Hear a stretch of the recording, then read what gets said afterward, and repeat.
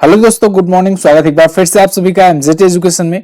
दोस्तों आज है 12 जनवरी। आज की वीडियो में हम लोग बात करेंगे 12 जनवरी 2023 के मोस्ट इंपोर्टेंट करंट अफेयर के क्वेश्चंस के बारे में। आज दोस्तों राष्ट्रीय युवा दिवस है, जो कि स्वामी विवेकानंद जी की जयंती पर मनाया जाता है। कमेंट करके मुझे बताओ विश्व युवा दिवस कब मनाया जाता है। चलिए तो शुरू करते हैं। पहला सेगमेंट है कल का रिविजन क्वेश्चन का। 10 जनवरी को दोस्तों विश्व हिंदी दिवस मनाया गया और सीरम एविएशन एनालिटिक्स द्वारा जारी 2022 के शीर्ष प्रदर्शन करने वाले ग्लोबल एयरपोर्ट की लिस्ट में टॉप पर रहा हनेडा एयरपोर्ट, और यहीं पर कैंपेगोआ इंटरनेशनल एयरपोर्ट दूसरे पर रहा, जो कि है बेंगलुरु में। रोलर कोस्टर ये पुस्तक लिखा है तमाल बंदोपाध्याय ने, और सार्वजनिक उद्यम सर्वेक्षण में सेवा क्षेत्र में शीर्ष पर रही है company power grid corporation India limited. ठीक है, इसे पावर ग्रिड के नाम से भी जाना जाता है, पूरा नाम। ठीक है, लोग पावर ग्रिड लोग पीजीसीएल देख करके कंफ्यूज हो जाते हैं, इसी के फुल फॉर्म में पावर ग्रिड मिलता है। पावर ग्रिड के नाम से ज्यादा फेमस है। भारत का पहला कोयला गैसीकरण उर्वरक संयंत्र 2024 तक बनकर के तैयार होगा उड़ीसा में। और टालोन ग्रिक्सपुर इन्होंने महाराष्ट्र ओपन टेनिस टूर्नामेंट में मेंस सिंगल का खिताब जीत लिया है। पेटीएम पेमेंट बैंक के नए सीईओ सुरेंद्र चावला होंगे, और एसजेवीएन की राजस्थान में बीकानेर सौर ऊर्जा परियोजना की आधारशिला राष्ट्रपति द्रौपदी मुर्मू जी ने रखा।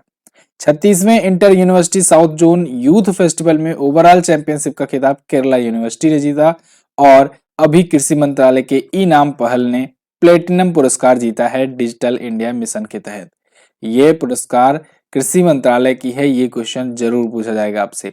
तो ये टॉप 10 करंट अफेयर के क्वेश्चन थे कल की वीडियो से, जिनका आपने किया क्विकली 1 मिनट में रिवीजन।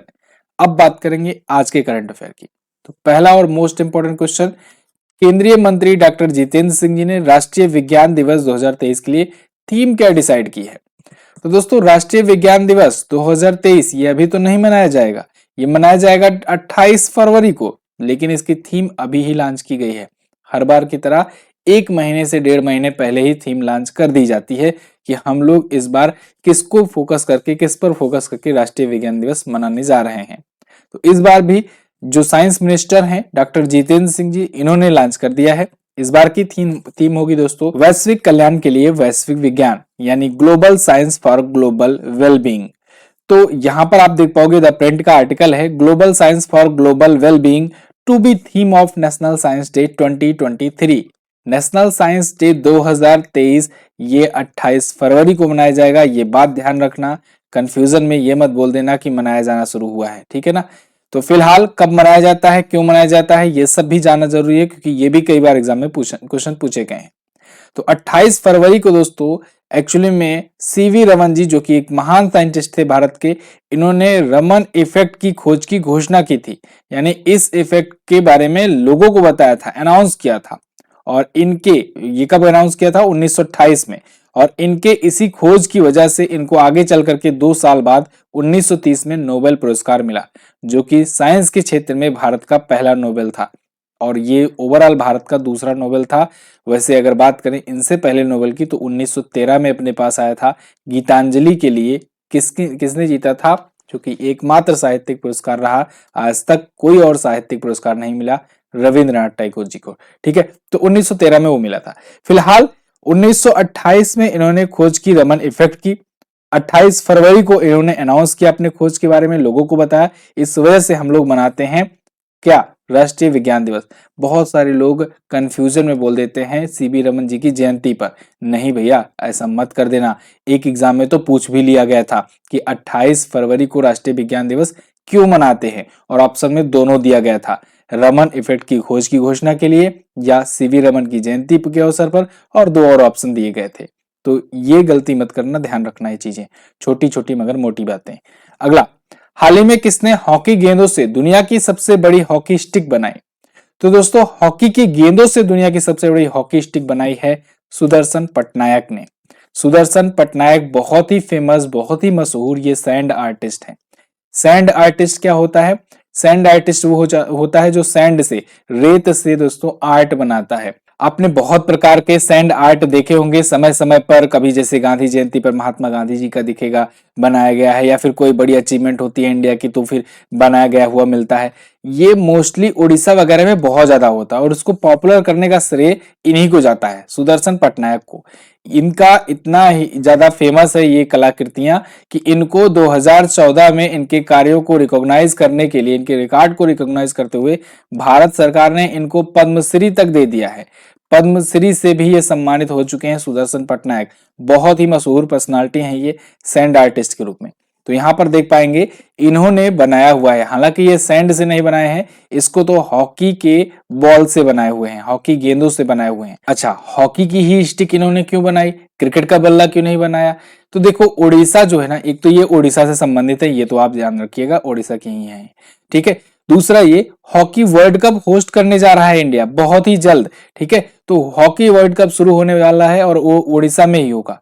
हालांकि भारत क्रिकेट विश्व कप भी आयोजित करेगा, लेकिन अभी उसमें टाइम है, हो सकता है क्रिकेट विश्व कप आते आते क्रिकेट के लिए भी बल्ला इन्होंने ये बना दें, ठीक है। फिलहाल तो हॉकी वर्ल्ड कप के लिए इन्होंने हॉकी स्टिक बनाई हुई है, जिससे लोगों में अवेयरनेस फैले कि हम लोग होस्ट करने जा रहे हैं।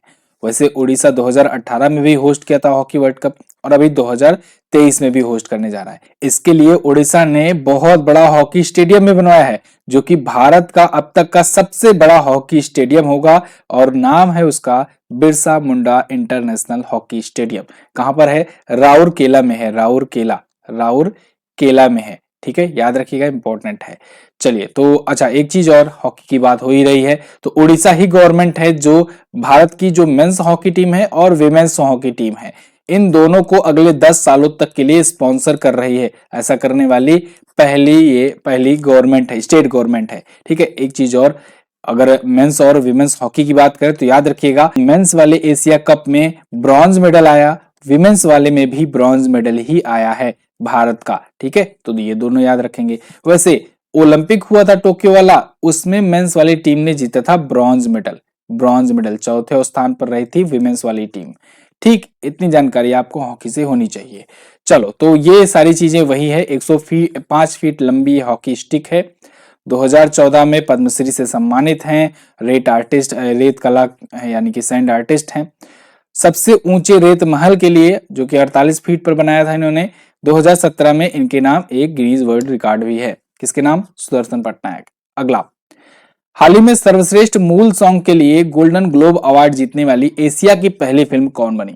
तो कल दोस्तों एक बहुत ही अच्छी खबर आई भारत के लिए, भारत की पहली फिल्म बन गई है RRR, जिसके एक गाने को, जो कि है नाटू नाटू, उसको गोल्डन ग्लोब अवार्ड मिला हुआ है बेस्ट ओरिजिनल सॉन्ग की कैटेगरी में। Goes to Natu Natu RRR. This is the first nomination and first win for this writing team. They win their Golden Globe tonight for their music and lyrics of Natu Natu in RRR. यहाँ पर आप article देख पाएंगे, Naatu Naatu from RRR wins Golden Globe award for the best original song.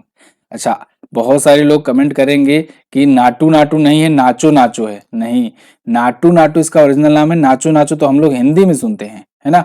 वैसे तो कल मैंने इस पर वीडियो बनाई थी, अगर आप देखना चाहो तो 2-3 मिनट की वीडियो थी, कल वाली वीडियो जरूर देख लेना। फिलहाल SS राजमौली की ये फिल्म थी RRR, और इससे पहले अभी आपको अगर याद हो, कुछ दिन पहले ही मैंने कवर किया था क्वेश्चन कि SS राजमौली को बेस्ट डायरेक्टर चुना गया है। कहां पर? न्यूयॉर्क फिल्म फेस्टिवल में क्रिटिक्स सर्कल अवार्ड्स में, तो इनको बेस्ट डायरेक्टर का भी ऑलरेडी अवार्ड मिल चुका है। वैसे इनकी वाली फिल्म ये ऑस्कर में भी अभी घूम रही है, ऑस्कर अभी नॉमिनेशंस ही चल रहे हैं, अभी शॉर्ट लिस्टिंग ही चल रही है। जब विजेता आएगा, विजेताओं की लिस्ट, यानी कि लगभग 1-2 महीने लग जाएंगे, तब हो सकता है मे बी इसको वो भी मिल जाए, ठीक है। क्योंकि अमूमन देखा जाता है गोल्डन ग्लोब में, वैसे तो मैं आपका रिवीजन भी बहुत बार करवाया हूँ ऐसे ही, ठीक है। गोल्डन ग्लोब में जो फिल्में या जीतती है, जो सॉन्ग, मोस्टली ऐसा देखा जाता है 70% चांसेस होते हैं ऑस्कर वाले इसको मना नहीं करते हैं, बोलते हैं लो भैया ऑस्कर भी ले लो। तो फिलहाल गोल्डन ग्लोब में तो ये तो जीत गए हैं। अब 2 कैटेगरीज में इनको नॉमिनेट किया गया था, फाइनलिस्ट किया गया था, जिसमें एक में तो ये जीते हैं जो कि सर्वश्रेष्ठ मूल गीत या कहें कि बेस्ट ओरिजिनल सॉन्ग की कैटेगरी थी।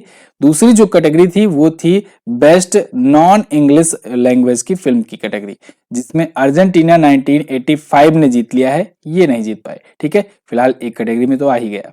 अगला, हेनले पासपोर्ट इंडेक्स 2023 में भारत किस स्थान पर है? तो हेनले पासपोर्ट इंडेक्स जारी हो गई है।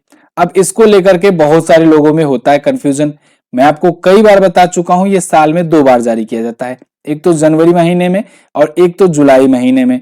तो कंफ्यूज ना होना दोस्त, जनवरी वाली अभी रिपोर्ट आ गई है तो अगले 6 महीने तक आपको यही याद रखना है जो मैं बताऊंगा।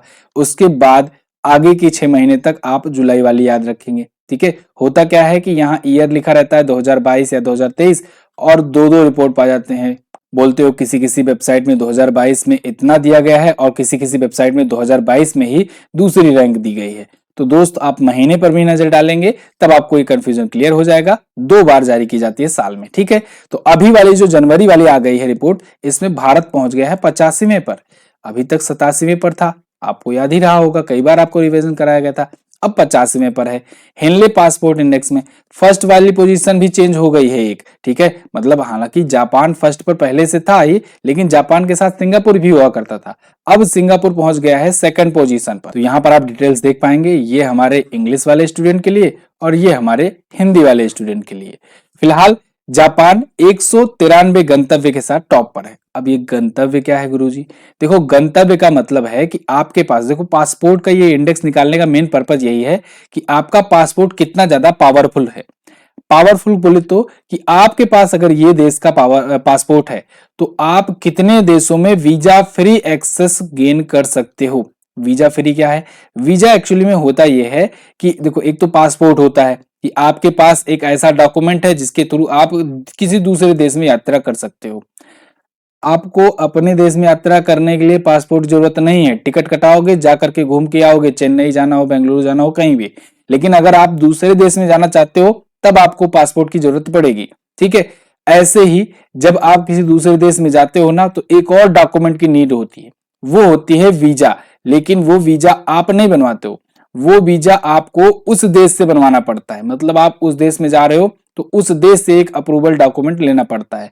लेकिन बहुत बहुत सारे देश हैं जो आपस में इतना अच्छा रिलेशन रखते हैं, इस वजह से वीजा फ्री एक्सेस देते हैं कि चलो भैया आप भारत से हो तो आपको हम फ्री में एंट्री दे देंगे, आपके नागरिकों को आने के लिए वीजा नहीं बनवाना पड़ेगा। जैसे इंडिया की बात करें तो आज के टाइम पर इंडिया के लिए 59 देशों ने वीजा फ्री एक्सेस दे रखा है। यानी हम लोग इंडिया का पासपोर्ट लेकर के 59 देशों की एक प्रॉपर लिस्ट होगी, उन देशों में जाएंगे तो हमें वीजा नहीं बनवाना पड़ेगा, उस देश से डॉक्यूमेंट नहीं बनवाना पड़ेगा, ठीक है। लेकिन ऐसे ही अगर आपके पास जापान का पासपोर्ट है तो आप 193 देशों में घूम सकते हो भैया, कोई वीजा की जरूरत नहीं पड़ेगी। ऐसे ही सिंगापुर और दक्षिण कोरिया का पासपोर्ट अगर आपके पास है तो 192 देश में जा सकते हो, जर्मनी स्पेन का 190 में। आई होप आपको ये बात समझ में आ गई होगी। अगर समझ में आई है तो एक बार लाइक वाला बटन दबा दो। आगे, हाल ही में महेंद्र सिंह धोनी ने किसकी आत्मकथा अनजान साक्षी का विमोचन किया?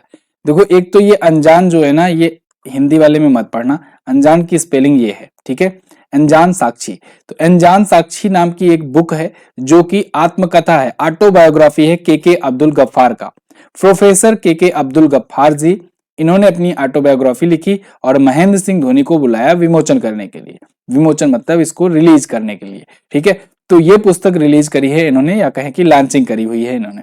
तो प्रोफेसर अब्दुल गफ्फार खान जी ने अपनी आत्मकथा में बताया है अपनी यात्रा के बारे में कि इन्होंने शिक्षकों और स्टूडेंट के साथ क्या क्या बदलाव देखे, अपनी पूरी लाइफ जर्नी के बारे में बताया है। वैसे ये भटकल में, कर्नाटक में इंजीनियरिंग कॉलेज के ये प्रधानाचार्य के रूप में काम कर चुके हैं।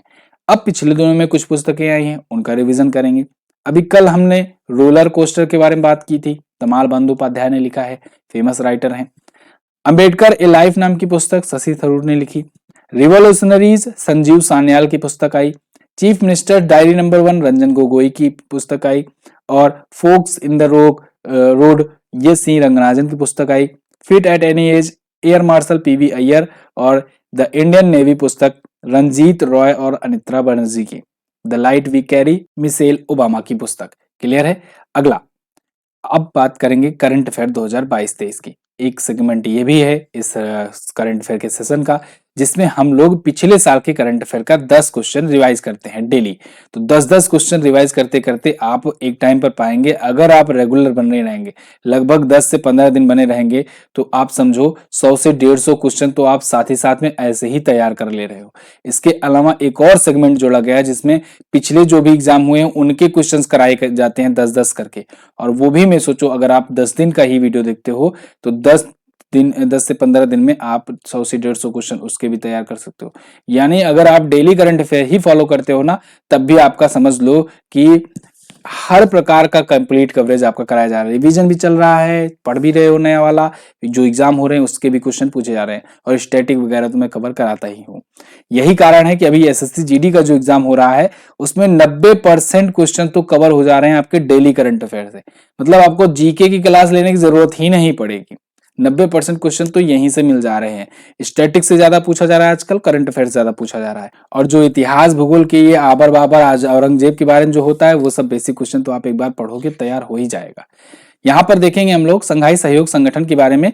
इसने किस देश को डायलॉग पार्टनर का दर्जा दिया है? नेपाल को। संघाई सहयोग संगठन के द्वारा दोस्तों इस बार समरकंद में आयोजित हुआ था एससीओ समिट, एससीओ की समिट।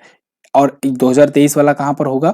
ये इंडिया में होगा, यानी अब की बार भारत मेजबानी करेगा इसकी भी और G20 की भी। एक्सफिट 2 सीरीज की स्मार्ट वॉच का ब्रांड एम्बेसडर वाणी कपूर को बनाया गया।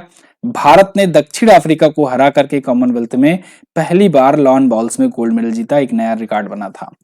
और अभी हाल ही में गोवा राज्य ने अपनी प्रक्रियाओं को डिजिटल बनाने के लिए ब्लॉकचेन नेटवर्क 5IR के साथ समझौता किया था। केंद्रीय मंत्री जी किशन रेड्डी ने तिरंगा बाइक रैली आयोजित करी थी। इसके अलावा मंकी पॉक्स एक टाइम पर खूब ज्यादा तेज फैला था। पहला मामला केरल में मिला था और इसकी निगरानी के लिए एक विशेष टास्क फोर्स का गठन किया गया वीके पॉल जी की अध्यक्षता में। बीके सांग्याल जो कि इंडियन इंटरनेट के फादर कहे जाते हैं, फादर ऑफ इंडियन इंटरनेट, इनका अभी हाल ही में निधन हुआ, इस वजह से ये चर्चे में आए थे। 1934 में भारत कॉमनवेल्थ गेम्स में एंट्री किया था। कॉमनवेल्थ गेम 2022 में हुआ, तो इससे क्वेश्चंस बनेंगे और बन भी रहे हैं एग्जाम्स में। आप कॉमनवेल्थ पर जो मैंने वीडियो बना रखी है उसको देख सकते हैं। कृषि अवसंरचना कोष के उपयोग में कौन सा राज्य शीर्ष पर है? तो आंध्र प्रदेश शीर्ष पर है। वैसे भारत में फलों के उत्पादन में भी आंध्र प्रदेश शीर्ष पर है और वहीं सब्जियों के उत्पादन में उत्तर प्रदेश शीर्ष पर है। 2 पॉइंट और याद रखेंगे। अगला, इसरो ने कितनी स्कूल छात्रों द्वारा बनाए गए स्पेस किड इंडिया के सैटेलाइट को लॉन्च किया? तो इसरो ने दोस्तों फाइनली आजादी सैट को लॉन्च कर दिया है, जो कि 750 स्कूली छात्राओं ने मिलकर के बनाया था। आजादी सैट, अगर आपको याद हो, अगर आप रेगुलर फॉलो करते हो डेली करंट अफेयर हमारा, हम लोगों ने कवर किया था अगस्त 2022 में, जब हम लोग 75 वर्षगांठ पूरा कर लिए थे आजादी का, तो आजादी सैट एक लॉन्च किया गया था सैटेलाइट। हालांकि ये अनफॉर्चुनेटली सक्सेस नहीं हो पाया था मिशन, ठीक है। आजादी सैट जो है जिस ऑर्बिट में भेजना था वहां से ये पाथ को खो गया था अपने, तो उस टाइम तो नहीं लॉन्च हो पाया था। लेकिन हम लोगों ने कहा चलो ठीक है 15 अगस्त को तो नहीं, कोई बात नहीं, 26 जनवरी को इसको लॉन्च कर दिया जाएगा। तो 26 जनवरी तक फिर से तैयार किया गया और अब इसरो ने इसे लॉन्च कर दिया, मतलब लॉन्च की डेट रख दी है 16 जनवरी को ये लॉन्च किया जाएगा एक्चुअली में, ठीक है। यहाँ पर इसलिए लॉन्च किया करके क्वेश्चन लेता हूं मैं, क्योंकि अगर आप ये क्वेश्चन 1 महीने 2 महीने 6 महीने बाद देखो तो आपको ये पता हो हाँ अब लॉन्च हो गया है, ऐसा ना लगे कि हाँ लॉन्च किया जाएगा, समझे ना बात। तो देश भर के 75 स्कूलों से 750 छात्राओं को कलेक्ट किया गया था, उनके द्वारा ये बनाया गया सैटेलाइट, और इसको स्पेस किड इंडिया के द्वारा, इसकी भी सैटेलाइट है, मतलब इसी द्वारा बनवाया गया और इसरो ने इसे लॉन्च किया। स्पेस किड्स इंडिया एक स्पेस टेक स्टार्टअप है, चेन्नई में स्थित है, तो इसने ही ये सैटेलाइट बनवाया था। इसरो के बारे में अगर बेसिक की बात करें तो ISRO Indian space research organisation, और 15 अगस्त 1969 में स्थापना हुई थी। एस सोमनाथ जी इसके वर्तमान में अध्यक्ष है, बेंगलुरु में इसका हेडक्वार्टर है। अगला क्वेश्चन, कहाँ की 4 पुलिस अधिकारियों को सर्वश्रेष्ठ पुलिस प्रशिक्षण के लिए केंद्रीय गृह मंत्री पदक से सम्मानित किया गया? तो हिमाचल प्रदेश की पुलिस के 4 ऐसे पुलिस अधिकारियों को, पुलिस ऑफिसर्स को अभी हाल ही में केंद्रीय गृह मंत्री पदक से सम्मानित किया गया है। इंपॉर्टेंट क्वेश्चन है, याद रखेंगे आप। यहाँ पर आप देख पाओगे 4 Himachal Pradesh cops awarded home minister medal for excellence. देखो होम मिनिस्टर के द्वारा अगर पुरस्कार दिया जाता है तो वो एक बड़ा पुरस्कार माना जाता है। होम मिनिस्टर दें या फिर राष्ट्रपति का पुरस्कार होता है, प्रेसिडेंशियल मेडल दिया जाता है पुलिसों को, ठीक है। फिलहाल पुलिस प्रशिक्षण में इनकी उत्कृष्टता के लिए इनको दिया गया है। ये 4 पुलिस अधिकारी कौन कौन है? रमेश चंद्र छाजाता जो कि IPS हैं, SI सतपाल, SI कृष्णचंद और कुलतार सिंह। अब आया है हिमाचल प्रदेश, तो हिमाचल प्रदेश के बारे में जानेंगे। इंडिया के मैप में देखोगे आप तो यहाँ पर है हिमाचल प्रदेश। हिमाचल प्रदेश की 2 राजधानियां हैं, धर्मशाला और शिमला। धर्मशाला जो है ये एक्चुअली में विंटर कैपिटल है, यानी शीतकालीन राजधानी है। और शिमला जब मैं कहूं तब आप समझिएगा ये समर कैपिटल की बात हो रही है, ठीक है, ग्रीष्मकालीन राजधानी की बात हो रही है। कई राज्य हैं ऐसे जो अपने समर कैपिटल और विंटर कैपिटल अलग अलग रखते हैं। सुखबीर सिंह सुक्खू जी अभी इंडियन नेशनल कांग्रेस पार्टी से नए सीएम बनकर के आए हैं, तो इनका नाम आप याद रखेंगे। गवर्नर है राजेंद्र विश्वनाथ अर्लेंकर। इसके अलावा यहाँ पर झीलों की बात करें तो खजियर झील, परासर झील, रेणुका झील, सूरजताल, चंदताल ये सभी हैं। पिन वैली नेशनल पार्क और ग्रेट हिमालयन नेशनल पार्क बहुत इंपॉर्टेंट है, दोनों पूछा जाता है। नाटी, कट्टी, गुगटी ये प्रमुख लोक नृत्य हैं यहाँ के। यहाँ का राजकीय पशु है हिम तेंदुआ, राजकीय पक्षी है पश्चिमी ट्रोपोगोन और राजकीय पुष्प है गुलाबी बुरांस। अगला, आरबीआई के डिप्टी गवर्नर माइकल पात्रा का कार्यकाल कब तक के लिए बढ़ा दिया गया?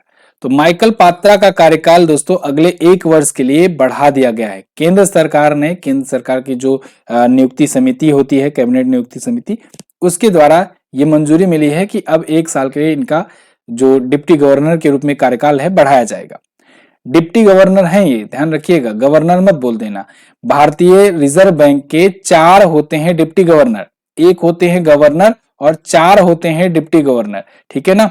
तो जो 4 डिप्टी गवर्नर हैं वर्तमान समय में वो कौन कौन से हैं? एक तो एम.के. जैन जी हैं, दूसरे माइकल पात्रा, तीसरे एम. राजेश्वर राव और चौथे हैं टी. रविशंकर, ठीक है। तो ये 4 डिप्टी गवर्नर हैं जिसमें माइकल पात्रा का कार्यकाल समाप्त होने वाला था लेकिन 1 साल का एक्सटेंशन मिल गया है। और गवर्नर कौन है? शक्तिकांत दास जी, जो कि 25वें नंबर के हैं। अच्छा, माइकल पात्रा मौद्रिक नीति समिति या कहें एमपीसी कमेटी के, मॉनेटरी पॉलिसी कमेटी के भी सदस्य हैं। मॉनेटरी पॉलिसी कमेटी वही है जो repo rate, reverse repo rate, bank rate वगैरह डिसाइड करती है। इसके भी बारे में मैं आपको कई बार बता चुका हूं। इसमें होते हैं 6 सदस्य, 3 की नियुक्ति सरकार करती है और 3 जो हैं ये आरबीआई के ही सदस्य होते हैं। तो 3 को मनोनीत किया जाता है, तो यानी 3 सरकार के, 3 आरबीआई के होते हैं। और अध्यक्षता अगर पूछा जाए कौन करता है तो अध्यक्ष इसका होता है हमेशा आरबीआई का गवर्नर, ठीक है ना। और 6 सदस्य इसमें होते हैं, ये क्वेश्चन भी पूछा जाता है। फिलहाल आरबीआई के बारे में बेसिक चीजें, reserve bank of India Bharat का केंद्रीय बैंक है। 1 अप्रैल 1935 को हुई थी इसकी स्थापना। आगे चल करके 1 जनवरी 1949 में इसको राष्ट्रीयकृत किया गया। भारत के आरबीआई के पहले गवर्नर हुए ओसबॉर्न स्मिथ, पहले भारतीय गवर्नर हुए सीडी देशमुख। और नोटबंदी के टाइम पर गवर्नर कौन थे? उर्जित आर पटेल जी। नोटबंदी कब हुई थी? 2016 में 8 नवंबर को। अच्छा, एक चीज और, अभी नोटबंदी पर फैसला आया हुआ था, 4-1 के रेशियो में भारत सरकार के पक्ष में ये फैसला सुनाया गया है। एक जो थी वो थी जस्टिस बीबी नागरत्ना, जिन्होंने इस फैसले का विरोध किया है, ठीक है। तो सुप्रीम कोर्ट का फैसला है, याद रखेंगे। अगला, ड्वेन प्रेटोरियस ने अंतरराष्ट्रीय क्रिकेट से संन्यास की घोषणा की। ये किस देश के ऑलराउंडर खिलाड़ी हैं? तो ये दोस्तों दक्षिण अफ्रीका के ऑलराउंडर खिलाड़ी थे और इन्होंने अंतरराष्ट्रीय क्रिकेट से संन्यास की घोषणा कर दी है, ठीक है। ड्वेन प्रेटोरियस काफी फेमस ये क्रिकेटर हैं, ऑलराउंडर थे और इन्होंने 27 वनडे मैचेस, 30 टी20 इंटरनेशनल और 3 टेस्ट मैच खेले थे साउथ अफ्रीका के लिए, जिसमें टोटल 1895 रन और 77 विकेट इन्होंने लिए थे, ठीक है। 2019 का वनडे वर्ल्ड कप हो या 2021 का टी20 वर्ल्ड कप, इसमें ये साउथ अफ्रीका की टीम को रिप्रेजेंट किए थे और अब इन्होंने संन्यास की घोषणा कर दी है। आगे बढ़ते हैं। हाल ही में कश्मीर के पहले ज्ञानपीठ पुरस्कार विजेता अब्दुल रहमान शाही का निधन हो गया। इन्हें किस वर्ष ज्ञानपीठ पुरस्कार से सम्मानित किया गया था? तो इन्होंने दोस्तों 2007 में जीता था ज्ञानपीठ पुरस्कार। प्रोफेसर अब्दुल रहमान शाही बहुत ही बड़े ये साहित्यकार थे कश्मीर के, और कश्मीर के पहले ये ज्ञानपीठ पुरस्कार विजेता भी थे। इनका अभी निधन हो गया है। आप इनकी पर्सनालिटी ऐसे ही समझो कि इनके निधन के अवसर पर वहां के जो लेफ्टिनेंट गवर्नर हैं और वहां के जो सीएम हैं, उन सब ने ट्वीट करके बताया कि एक युग का अंत हो गया। तो आप समझ सकते हो कश्मीर के लिए भी ये, कश्मीर के साहित्य के लिए भी कितने ज्यादा इंपॉर्टेंट थे ये। तो बहुत ही फेमस ये रचनाकार थे प्रोफेसर रहमान राही। और 1961 में इनके कविता संग्रह नवरोज ए सबा के लिए साहित्य अकादमी पुरस्कार मिला। 2007 में सिहाद रूद जरीन मंज के लिए इनको ज्ञानपीठ मिला और आगे चल करके सन 2000 में भारत सरकार के द्वारा पद्मश्री पुरस्कार से इनको सम्मानित किया गया। बाबा फरीद की रचनाओं को कश्मीरी में अनुवाद करने के लिए भी ये फेमस थे। तो इनका निधन हो चुका है। क्लियर है? ये तो थे आज के दिन के टॉप 10 करंट अफेयर के क्वेश्चंस। आई होप मैं आपको ये सारे के सारे क्वेश्चन समझा पाया हूं। अगर समझ में आई है वीडियो तो आप लोग लाइक करके शेयर जरूर कर दीजिएगा और कमेंट में हमको जरूर बता देना। बात करते हैं ग्रुप डी एग्जाम की। तो ग्रुप डी एग्जाम 2022 में पूछे गए कुछ प्रश्न हैं, उनको हम लोग कंटिन्यू करेंगे।